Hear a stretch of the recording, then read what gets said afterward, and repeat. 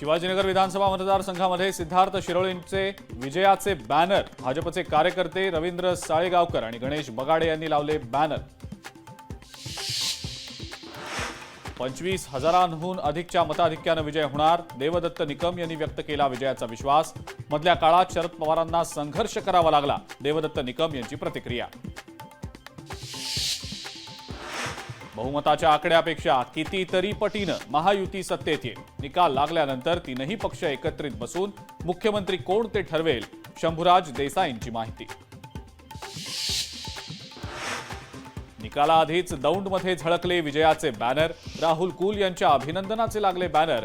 तिसऱ्यांदा आमदारपदी निवड झाल्याबद्दल अभिनंदन अशा आशयाचे बॅनर। महाराष्ट्रात महाविकास आघाडीचीच 100% सत्ता येणार, आम्ही महाराष्ट्रात 165 जागा जिंकणार, विजय वडेट्टीवारांनी व्यक्त केला विश्वास। 23 तारखेच्या रात्रीपर्यंत विधानसभा अस्तित्वात येईल, राज्यपालांना सुद्धा या संदर्भात प्रक्रिया अवगत करावी लागते, विधिमंडळाचे माजी मुख्य सचिव अनंत कळसे यांची माहिती। महाविकास आघाडी आमदारांना कर्नाटक आणि तेलंगणामध्ये ठेवणार, कर्नाटक आणि तेलंगणामध्ये काँग्रेसचे सरकार असल्यानं हा निर्णय। पुण्यामध्ये उद्या सकाळी 8 वाजल्यापासून मतमोजणीला सुरुवात।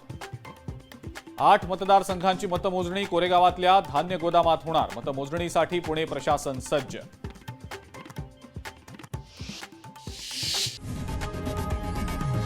लोकशाही मराठी ऐका, पहा, जागरूक रहा।